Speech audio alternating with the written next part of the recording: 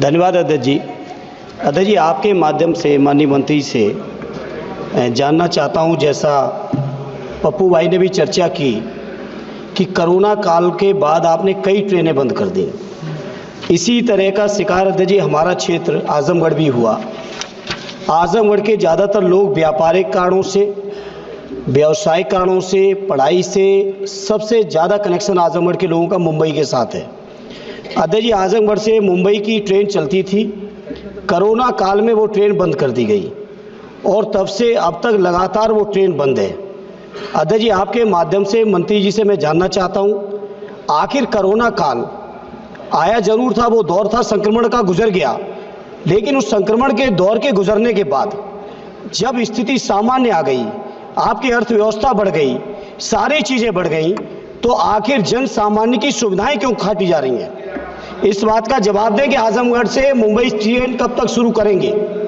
माननीय अध्यक्ष जी, वैसे तो ये सप्लीमेंट्री प्रश्न मेन प्रश्न से संबंधित नहीं है, लेकिन मैं फिर भी बताना चाहूँगा कि कोरोना का इससे कोई संबंध नहीं। माननीय अध्यक्ष जी, मेंटेनेंस ट्रैक्स की बहुत ढंग से हो, सुचारू रूप से हो, साइंटिफिक तरीके से हो, इसके लिए ट्रैक्स को कम से कम 3 घंटे 4 घंटे तक फ्री रखना पड़ता है।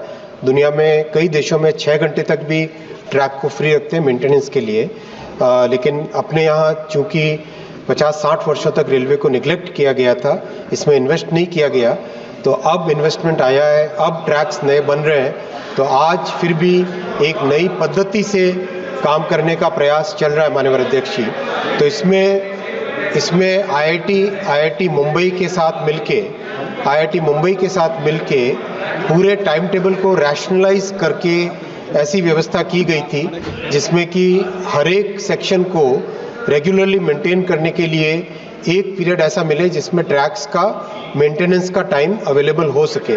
उसके कारण कई स्टॉपेजेस हटाने पड़े थे वो, और कुछ गाड़ियां भी रीशेड्यूल करनी पड़ी थी। लेकिन माननीय अध्यक्ष जी, मैं ये भी बताना चाहूँगा कि जैसे जैसे नए ट्रैक्स बन रहे हैं, लास्ट ईयर 5300 किलोमीटर नए ट्रैक बने, जो कि अपने आप में एक रिकॉर्ड है माननीय अध्यक्ष जी। पूरे स्विट्जरलैंड का रेलवे नेटवर्क 5000 किलोमीटर है, उससे ज़्यादा एक साल में रेलवे नेटवर्क भारत में बढ़ा है। तो जैसे रेलवे ट्रैक्स नए बन रहे हैं, नई ट्रेन्स भी चालू की जा रही है, नई तरह की ट्रेन्स भी चालू की जा रही है। वंदे भारत चालू की गई, अमृत भारत चालू की गई, मेमू के अभी 600 कोच बने इस साल।